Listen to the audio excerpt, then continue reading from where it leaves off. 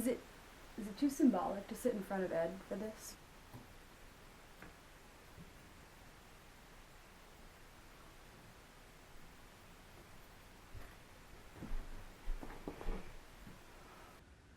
If the goal of the live-action Cowboy Bebop Netflix 2021 version of the show was originally, maybe intended to be bad, like to suck so badly that people would Google Cowboy Bebop and see that there was original and watch the original and be like, oh, this is so much better. Then they nailed that goal. Hi, I'm Abby. This is my YouTube channel, 1 Minute Off. Thanks for clicking on my video, and I hope you enjoy the ride. So I'm not exactly what you'd call an anime fanatic. I've watched, my fair share of Miyazaki movies for sure, but I hadn't really seen any, anime TV shows up until, the pandemic hit last year. I hadn't really dipped a toe into that world because, I did have a lot of albeit prejudice bias towards it. I mean, I grew up on Tumblr, and the majority of anime I saw on Tumblr was not PG. It was actually really only when my friend Max convinced me last year to start watching this show called Cowboy Bebop, which was, in his opinion, one of the most iconic anime works of all time. So Max and I sat down and we watched the 6th session or episode called Sympathy for the Devil. And honestly, from that first opening title sequence, I was just hooked. Like, honestly, part of me was like, I don't even need a show at all after I saw this.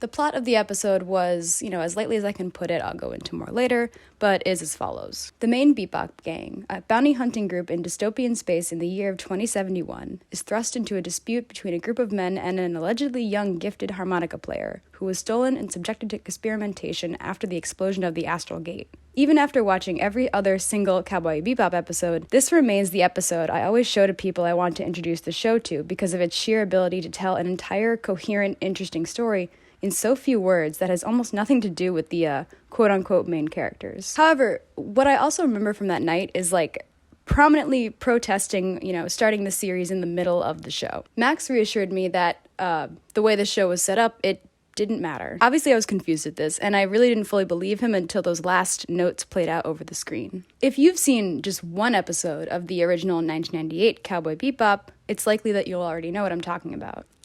So in the 2021 version, Alex Hassel didn't even actually get the year right, because it's actually set in 2171, apparently. But aside small nitpicks like this lies the larger thesis statement I want to make. By toting a very organized line between totally faithful shot-for-shot redos of original scenes and also throwing in completely new characters and motivations, following in line with the many, many, at best hollow, and at worst awful Western adaptations of Eastern stories, this new 2021 live-action Cowboy Bebop takes the integrity of the original content and proceeds to absolutely destroy it. Just as a side note, I'm not trying to, directly criticize the writers or the actors. I think the acting was pretty tolerable. This is just going to be, another, and I'm sure of a long series of Cowboy Bebop videos on YouTube, giving this plea to stop doing this and please just give us original content that we're all still kind of confident in you to produce. Basically, do better, or just don't do it. Or just do something original. I'm begging. And, in this video, I'm going to try and explain what I mean by that. Though I'm sure you already know, kind of, if you're clicking on this. And, overall, I'll try and explain why Cowboy Bebop 2021 is this, much like every other best westernized dog crap version of an iconic anime show, was just kind of doomed to fail from the very start. Alright, so without further ado, I think it's time we load this scene. Get everybody in the stuff together. Okay, 3, 2, 1, let's jam. So something I feel is worth mentioning as someone who grew up watching American television is that I always felt like there was something different about the way Hayao Miyazaki would tell the stories in his movies compared to other Disney-esque animated movies I'd see. Even when I was a kid, I felt like, the female characters actually had plots and reasons to do the things they were doing that didn't revolve around a man. There were these raw emotions and trauma and relationships between the characters, which were symbolized in this really beautiful way I didn't really understand until I was an older teenager. And, the work itself is just beautiful to look at. There's just overall different and more artistic feel to them. If you haven't seen Spirited Away or Princess Mononoke, stop this video right now and go watch, either of those or both. There are, a multitude of reasons why, say, Princess Mononoke differs from Beauty and the Beast, but I think it can be, summed up in this very general statement, which I will obviously delve deeper into. I think it's pretty safe to say that, the media we watch is influenced by society and, the culture around us. The zeitgeist, if you will, or, the mood of a period of history. For example, I think, part of this whole, seemingly endless line of, nostalgia-bearing live action series can be chalked up to, nostalgia as part of this current zeitgeist. Since all us adolescents are feeling so sentimental for, the good old times when we were kids and content was good. And so, the way these different cultures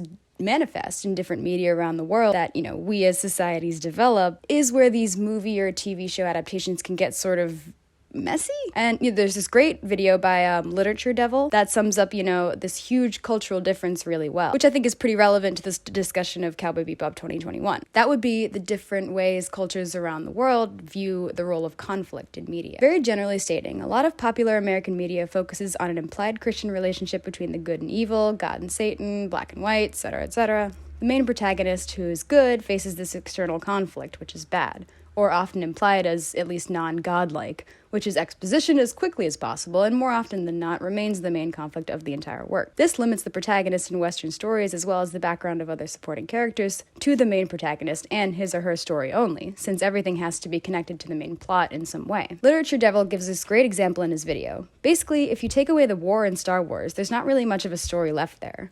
The conflict serves as the plot for the entire series, and the same goes for a ton of famous American movies that you can think of off the top of your head. On the other hand, a lot of Eastern religions usually hold a variety of deities rather than a singular god. And this view tends to swing more towards more of an exploration of internal conflict between the main protagonist and the world / his or her new circumstances they find themselves in, with the supporting characters acting as whole people who enrich the plot beyond the protagonist's view. Like, if you take away the antagonist L, the detective, in a work like Death Note, you still have the main flexibility of the question, what does this evil genius do with a book that kills people? The, differences in our culture can't really be avoided or ignored and should be dealt with respect when it comes to adaptation. And neither of these, Eastern or Western tropes are better or worse than the other. However, when you're adopting, this Eastern story for Western culture, and I'm sure vice versa, removing some elements completely, changing others to become more, politically correct, or, writing them out entirely, or just adding new elements that don't really add much to the larger story, will just wind up making the work confusing and might damage the original message of the content. And these reasons really do contribute to the reasons that Cowboy 2021 has such this distinct American feel to it, even though it's set in, futuristic dystopian space. I'ma blow this scene, get everybody in the stuff together. Okay, 3, 2, 1, let's jam. Cowboy Bebop is a television series which consists of 26 20-minute long episodes, aired in Japan in 1998 and eventually dubbed for American audiences 3 years later. With a soundtrack blend of jazz, funk, and blues track performed by Yoko Kanno and the jazz piece set The Seatbelts, this anime aired on Adult Swim in 2001 and consisted of a 4-piece bounty hunting gang traveling the galaxy in 2071 as they search for their next big get. The 4 quote-unquote main characters, some of whom do not actually appear in each episode and are seen coming and going, are Spike Spiegel, a brooding and very balanced boy who has a dark past in a shady organization called the Red Dragon Syndicate, Jet Black, an ex-ISSP cop who has a robotic arm, a cool scar, and is sort of like a dad to the crew. Faye Valentine, a 77-year-old, woman who was cryogenically frozen for 50 years and gets conned into inheriting a scammer's debts as well as her own medical ones. And the youngest of the crew and my favorite, Radical Edward, or Edward Wong Ho Paplu Tivruski IV, a 13-year-old genius hacker girl who basically blows the Bebop's crew's minds with her computer intelligence. There's also Ein, the data dog, who they pick up in the 3rd episode and who is sometimes implied to be an even smarter hacker than Ed.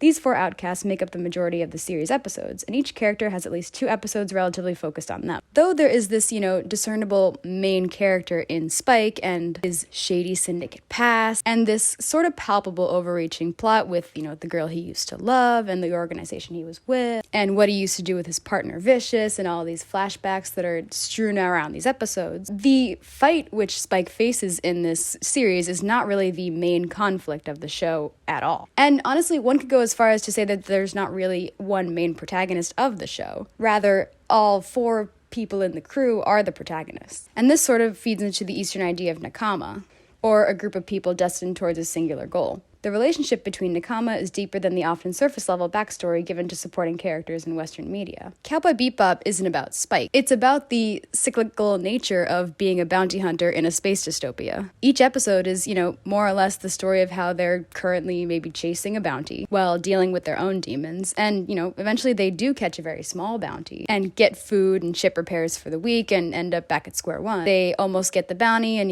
lose it accidentally by killing someone. Or, they give up the bounty due to moral circumstances. Heck, there are a few episodes which this YouTuber Lady Night the Brave actually describes really well as vibes episodes, such as Mushroom Samba or Heavy Metal Queen. And when you watch Cowboy Bebop in the original intended way, these episodes serve as really nice, almost comedic relief breaks from the, trauma that's going on in the main part. Yeah, there's this main conflict between Spike and his former partner, Vicious. Vicious is currently trying to, thwart this current organization, and is also currently shacked up with Spike's old lover, Julia, which kind of, serves as part of the reason for the brooding way that Spike is. But this backstory is only focused on in a few main episodes, with many other, minor conflicts which reveal other things about the characters happening in between the series episodes, happening to him as well as other characters in between. The episode I mentioned earlier, Session 6, Sympathy for the Devil, was originally censored for American audiences due to its having shocking imagery, and is one of the first episodes with Spike, Jet, and Faye working together after Faye had joined the crew. For the first minute of the episode, we get a brief Spike flashback to what seems like an operation, before cutting to Spike in the present day, listening to a boy play harmonica as the crowd listens in awe.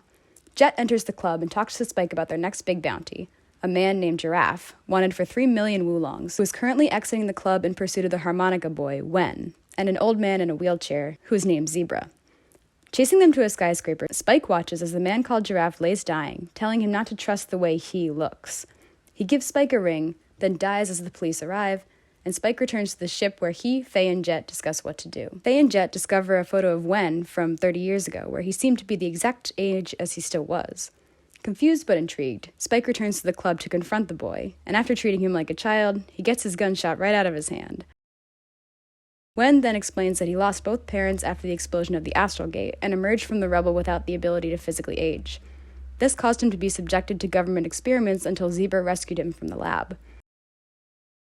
Spike realizes that Wen is the one who shot Giraffe, assuming it had been Zebra.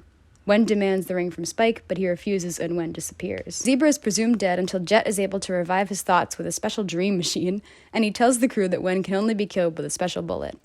The episode ends with the confrontation between Wen and Spike, wherein Spike shoots Wen through the forehead, and he turns into an old man right before our eyes.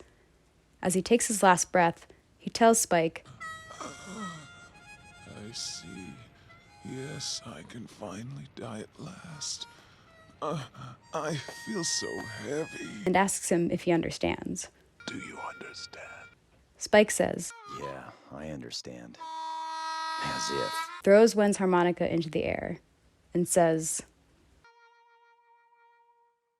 Bang. This episode basically changed the way that I viewed anime. Namely that I went from, thinking it was kind of this silly thing to believing it was this iconic medium of art from this, fantastically different culture than the one I was familiar with. That was so much more effective at storytelling than I had seen in any other version of visual media. And this whole plot in this episode it's never returned to. We don't see any of these characters ever again. But you feel this real heartbreak for this character that you saw so briefly. And the reason for that is because the main conflict was not restricted to the protagonist of the series. As a result, these characters are given more flexibility to be fleshed out, which, gives the audience a reason to care about them, especially when they die. Japanese anime shows like Cowboy Bebop, kind of gently push the American viewer into a culturally different zeitgeist and a more worldly perspective, than the ones we're used to. And even, dare to go places that American shows would never dare to go out of fear of, not pleasing the audience. For example, there's all this casual LGBT representation in the background of all these episodes that are great, and they're never, placed there as solely as the butt of a joke. They don't need to be because the story's already entertaining enough, without having to rely on this overarching conflict, which, affects every character, and thus they have to do everything in pursuit for the main character all the time. Each of the people in the Cowboy Bebop crew has their own arcs and episodes and background trauma. They have their own narratives and they're doing their own thing. Because the point of the show isn't really supposed to be about Spike. It's about these 4 outcasts in the space dystopian society, just trying to get by. Without this one main goal, these characters are pretty much free to do whatever they want. And boy, do they. んのよ。ハゲでチビでメガネで弁財天の。There being no overarching and looming background in Cowboy Bebop makes this viewer, easily forget their sense of tension after these, climax episodes happen. But not their memory of, any tangentially main conflict. Yeah, I mean, Spike is constantly pursued by this enemy and is haunted by his past and pursuing all of this, but at the same time, he also just wants to make enough money to have beef in his dinner. And, this deliberate focus on the overarching and emphasized conflict between Spike and Vicious is one of the things that I think ultimately kind of ruins the live-action redo. I'ma blow this scene, get everybody in the stuff together. Okay, 3, 2, 1, let's jam. The main reason why Cowboy Bebop 2021 did not work is the same reason why none of these Western adaptations of Eastern stories seem to work ever. The original characters and plot and theme and whole thing are rebranded with this very discernible American feel. And because the nuances of Eastern storytelling are ignored, yet the original imagery is kept in, even though there are these world-altering differences, it ends up feeling unoriginal and confusing and objectively bad. The opening sequence, for example, is basically a shot-for-shot remake of the anime, only with silhouettes and scenes of the actors, and it looks fantastic, but it doesn't feel as quite as hard-hitting as the original. Cowboy Bebop's title sequence is one of the most recognizable facets of the entire work, complete with its manifesto strewn in text across the screen, and anyone who's seen just one episode would recognize those first few blaring notes. It's quite literally the anthem of sorts to an entirely new genre of music, as explained by this text. The colors used are vibrant, and one can see the same vibrancy and color through the episodes. It almost feels less like a TV show and more of a comic book come to life on screen, with the ability to make the viewer imagine many of the lines with a bubble around them. The episodic nature of the original show and there being no focused main conflict allows for, flexibility in these characters' actions, like I previously stated. But there's another main issue that is relevant, I think, here, and contributes to the complete wrecking ball of the live-action version. Any shred of mystery pertaining to what's going on is actually something I touched on in my Stranger Things video, so if you want to go check that out. One of the things that, kept me hooked on Cowboy Bebop was that on your first viewing of each episode, you kind of have no idea what's going on until maybe the last few minutes. Since the show relies way more heavily on imagery than dialogue, you have to be paying attention to, not only what the people are saying, but the environment and circumstances that they're in, as well as the clues that it all gives you. And each episode that focuses on one of these characters will give you a few clues, but never the whole story. Nothing is directly revealed to you until the end, if at all. The original Cowboy Bebop will allude to, very important parts in Spike's life, eventually, culminating in the last episode with him and the final fight against Vicious. The last shot you see is supposedly Spike dying, but then again you're like, wait,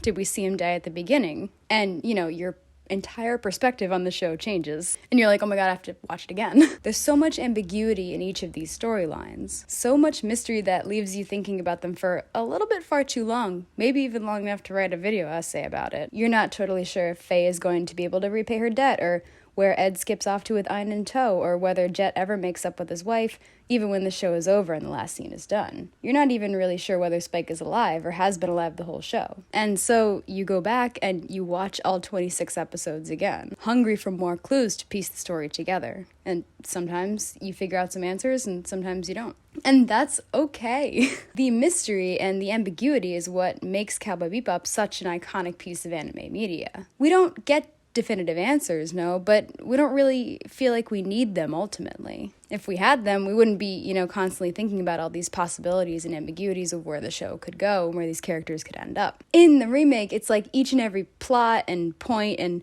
why the characters are doing what they're doing is just explained by someone, and explaining it to the audience kind of point blank before any action even happens. And the hour-long runtime of the show just ends up dragging on and winds up not being able to tell the story that the original Cowboy Bebop could tell in 20 minutes in its hour-long runtime. By 10 minutes into the remake, we know exactly who Spike and Jet are, because they told us. We know what Faye is doing traversing the galaxy, because she told us. And we wind up knowing these plot twists already, either because we've seen the original, and or because we're also just familiar with these Americanized tropes that they're just so painfully obvious. Here's just one example of that.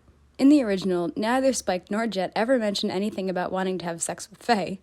Though there is definitely the fair share of male gaze, it's usually intentional and used to signify how dumb the antagonist could be. Faye is respected as a bounty hunter by her two new partners and has her own complete story as opposed to constantly being attached to either a man or her romantic life in general. However, in the live-action version, Faye is seen as someone who looks like a girl we slept with, to Spike and Jet, and seems desperate to gain approval from both men. If that weren't enough, instead of allowing this character to search for her past, we're again just told everything by one character or another, whether it's Faye herself or her new mechanic lover.